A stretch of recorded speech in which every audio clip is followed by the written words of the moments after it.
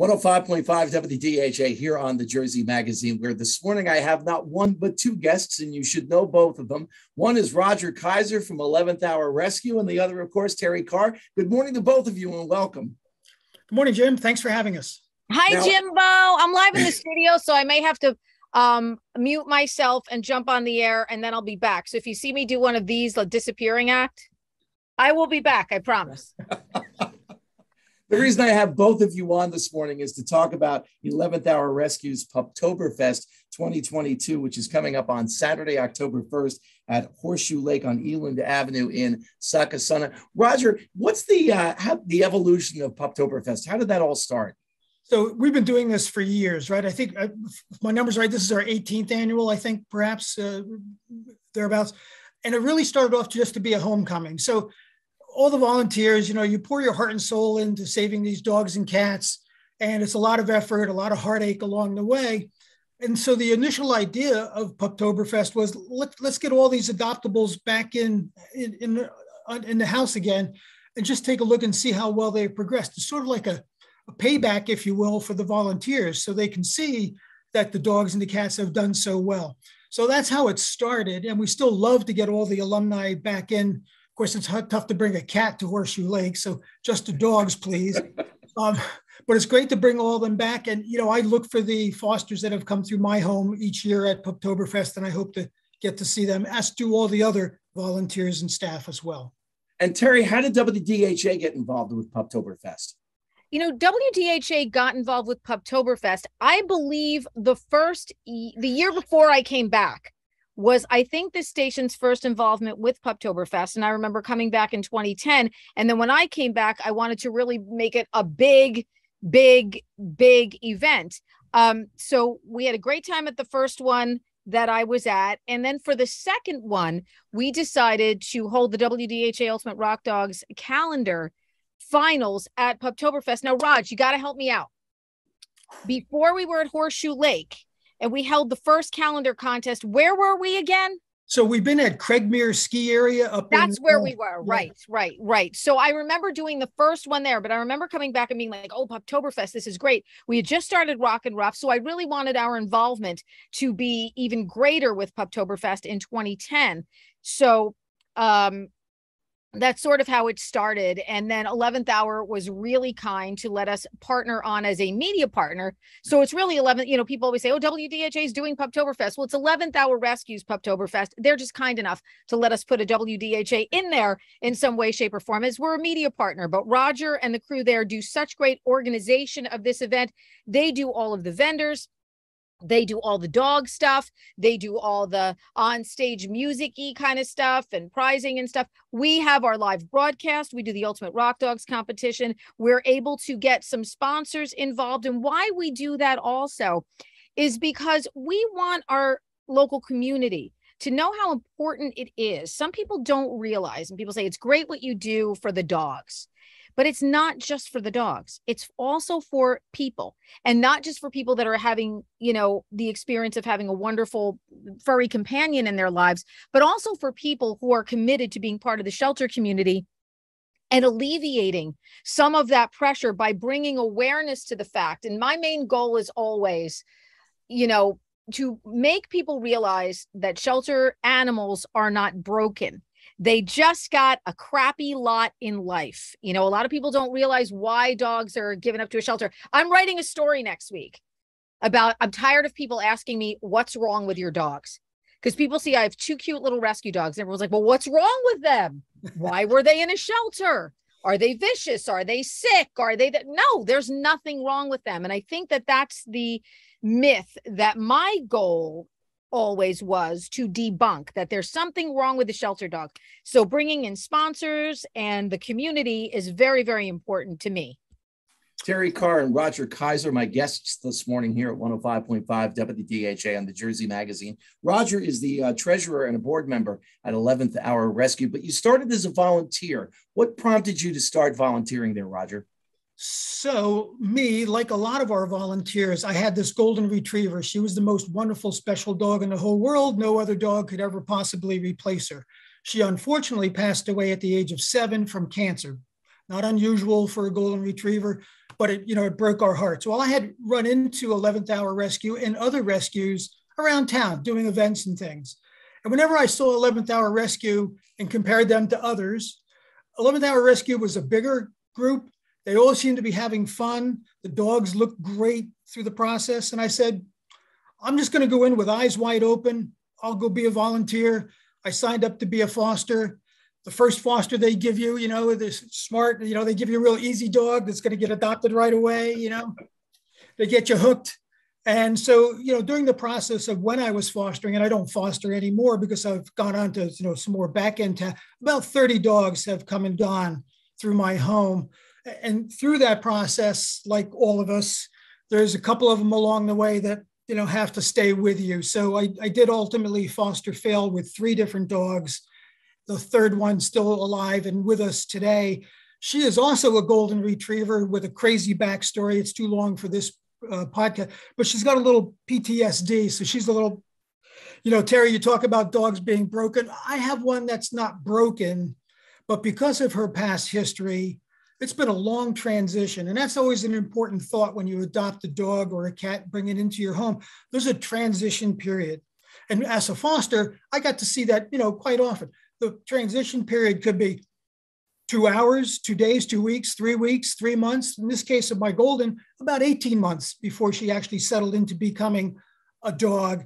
And she still suffers from her PTSD, but still a wonderful, loving dog, great dog. But that transition period, you have to be aware of it.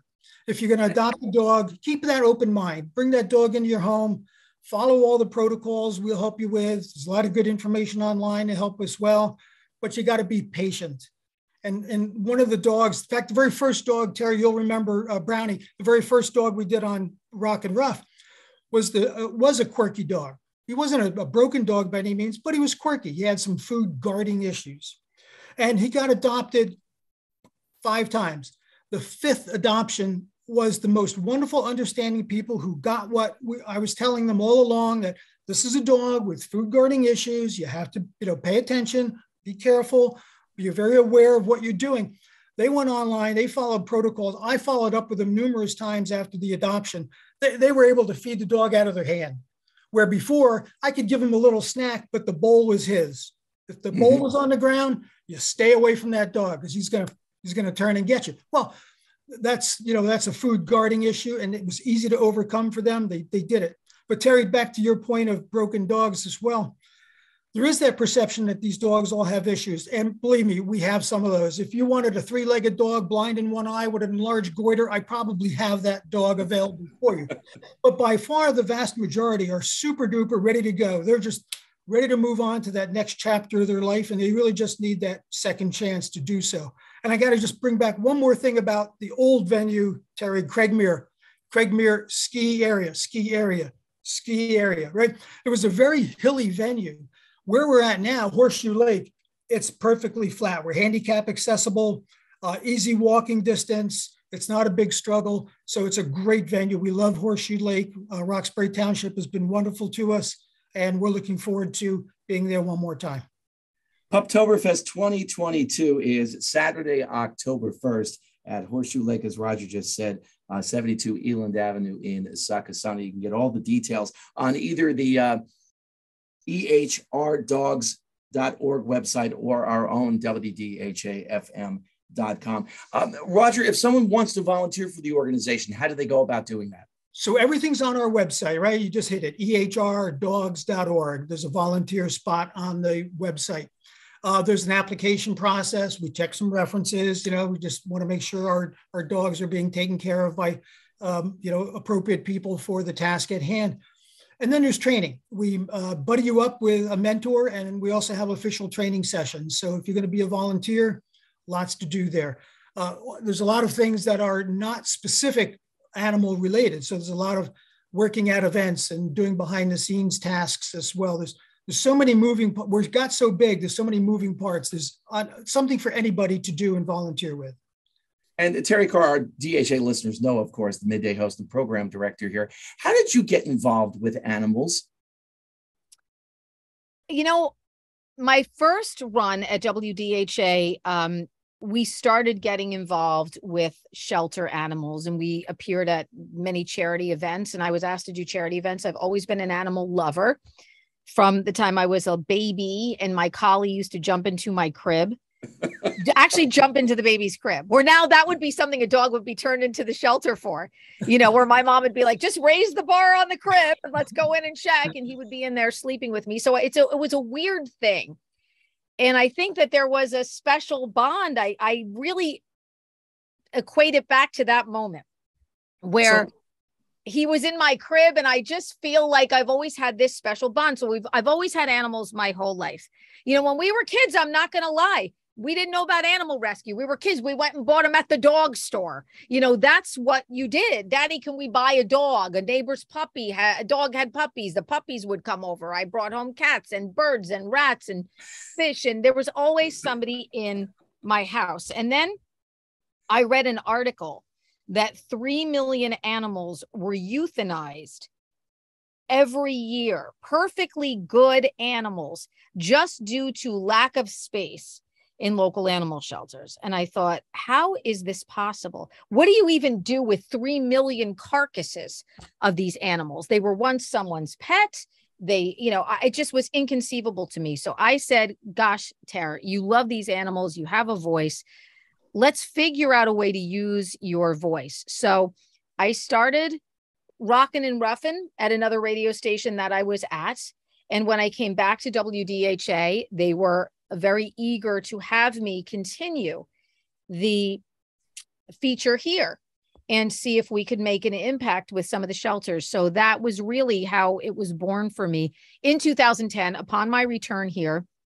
And we started the calendars in 2011 because I thought, well, there's got to be a little bit more we can do. You know me, I'm like the Lucy Ricardo of radio. I'm always coming up with these harebrained ideas, and then I figure out how to do them after they're done. And sometimes I get an Ethel with me, and Erin was here at the time, Erin Dougherty, and she was my Ethel. I've got to give her credit for being my Ethel. And I was like, how the heck can we put together a calendar? And we just figured it out, and the first one was very grassrootsy. And the second one, Joe Fraz came to me and said, your calendar looks like bupkis. I can help you do a better job. And I found the great people at Chatham Print and Design to help us with being cost effective, and then we found some great partners like Jeff Trost, who always helps us with the cost of the calendar. Mm-hmm. And, raising money and giving it back to the shelter. So one thing kind of led to another thing, but I just really came from my deep-seated love of animals. Me. I see an animal and I'm just like, can I pet your dog?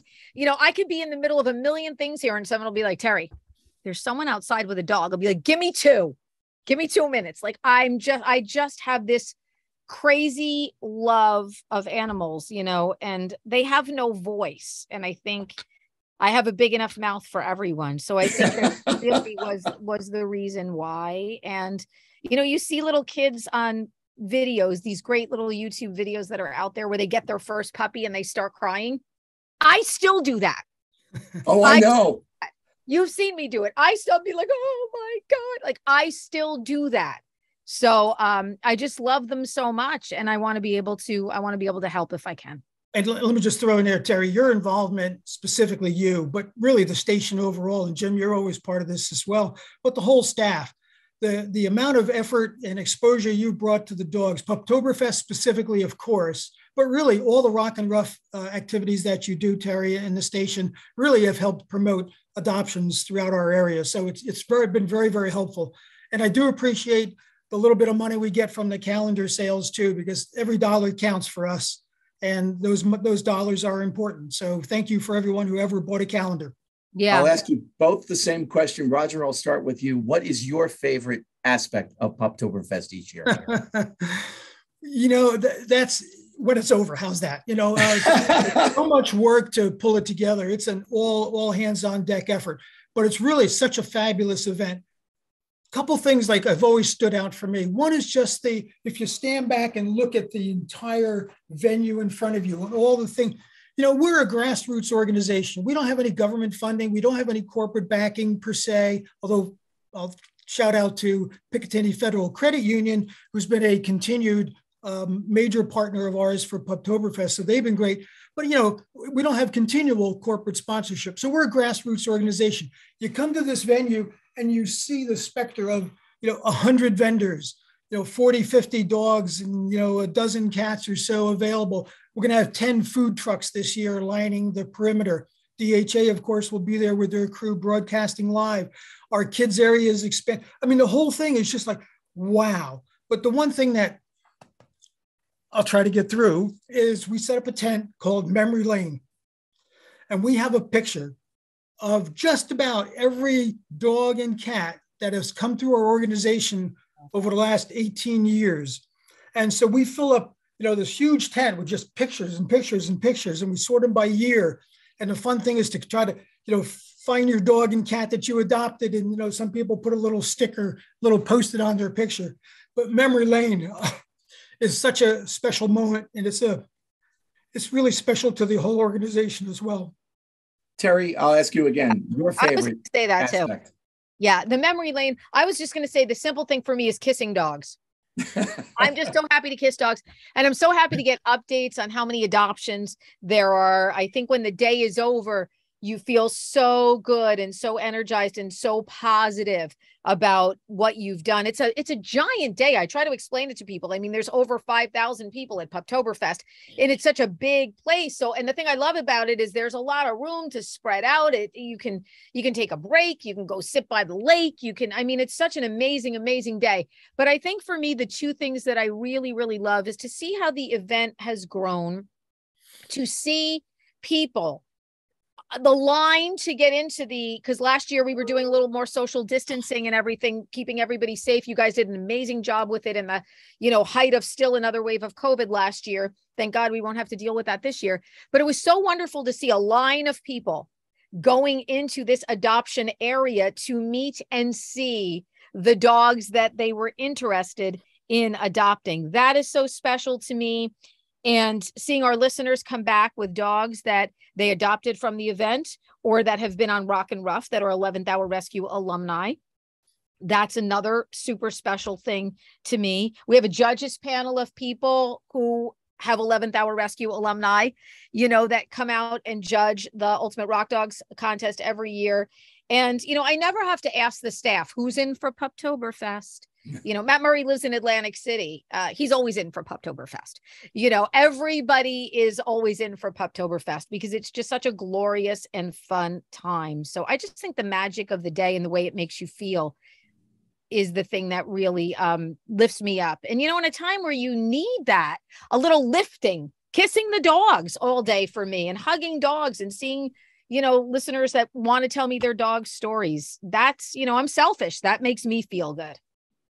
It's 11th Hour Rescue's annual Puptoberfest 2022, Saturday, October 1st at Horseshoe Lake, Eland Avenue in Succasunna from 11 a.m. to 4:30 p.m. Roger Kaiser from 11th Hour Rescue, Terrie Carr from right here at DHA. Thank you both so much for your time. I can't wait for this year's event. Dog prom, dog prom, dog prom, dog prom. Well, speaking of which, we're going to have a costume contest. So there's your dog prom, Terrie. You guys are going to judge it. You're going to MC it. And you're going to judge it for us. And okay, the costume contest. So if you like to dress up your dog, here's your opportunity. And all of the details are online at ehrdogs.org, or you can always go to WDHAFM.com. Thank you both, Roger, Terrie. I appreciate your time. Thank you both. Appreciate it.